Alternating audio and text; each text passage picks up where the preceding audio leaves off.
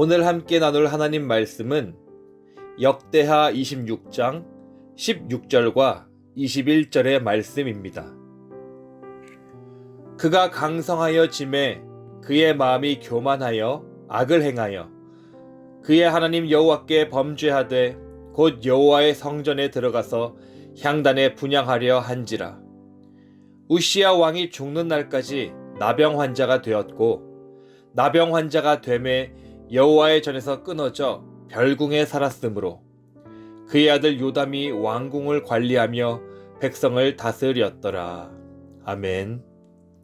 남유다 제10대 왕인 우시야는 불과 16세의 어린 나이에 부친 아마샤의 뒤를 이어 왕위에 올랐습니다. 이 시기에 남유다는 전쟁에서의 패배, 극심한 우상숭배, 신하들의 모반 등으로 인하여 국가 기강이 흔들릴 만큼 피폐해졌던 시기였습니다. 이런 상황에서 겨우 16세의 어린 왕이 국가를 통치하게 되었으니 누가 보기에도 불안하기 짝이 없었을 것입니다. 그러나 우시야가 전심으로 하나님만을 찾고 의지하였을 때 하나님은 그를 정직하게 행하는 자로 여겨주셔서 그에게 형통케 하시는 복과 은혜를 내려주셨습니다. 즉 대외적으로는 주변의 대적들을 쳐서 정복함으로 영토를 회복해 하시고 대내적으로는 경제력과 국방력을 강성케 해주셨습니다. 그리하여 우시야의 명성은 사방으로 널리 퍼지게 되었습니다. 그러나 본문 말씀은 이렇게 강성해진 우시야의 마음이 교만하여져서 하나님 앞에 죄를 범하였음을 기록하고 있습니다. 제사장만 출입할 수 있는 성소에 들어가서 제사장의 고유 권한인 분향을 하려 한 것입니다. 이는 율법을 주신 하나님의 권위에 도전하는 신성모독적인 행위이며 나아가 하나님을 멸시하는 교만의 죄에 해당하는 모습입니다. 이에 하나님께서는 교만한 우시야에게 나병이 발하도록 심판하셨습니다.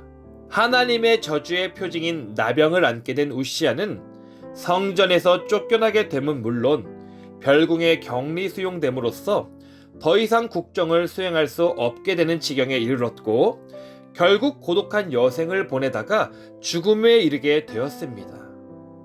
더욱이 열조의 무덤에 묻히지 못함으로써 하나님의 권위에 도전한 교만의 비참한 말로가 어떠한지를 우리에게 보여주는 표상으로 전락하고 말았습니다.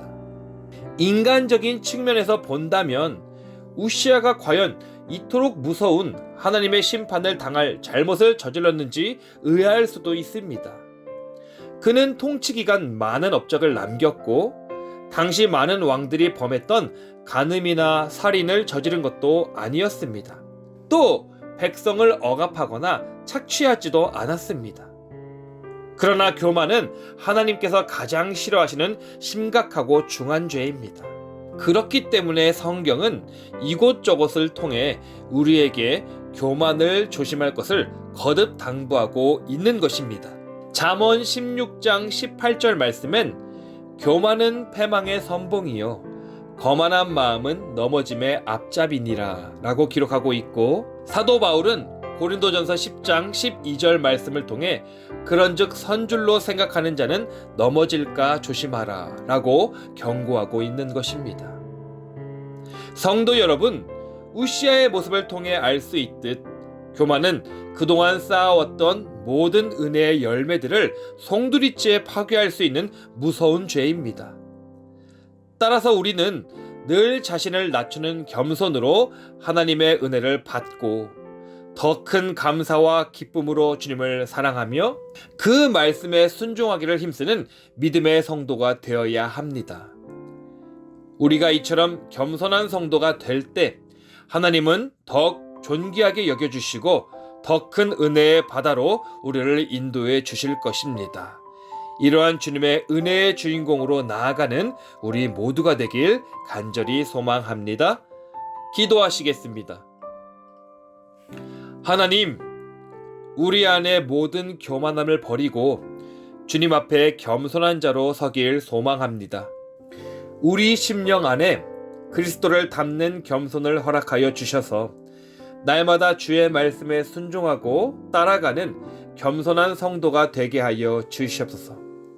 모든 것을 하나님의 은혜로 여기고 넘치는 기쁨과 감사로 오직 주님만을 사랑하는 믿음의 성도 또한 되게 하여 주시옵소서. 이 모든 말씀 예수님의 이름으로 기도드립니다. 아멘.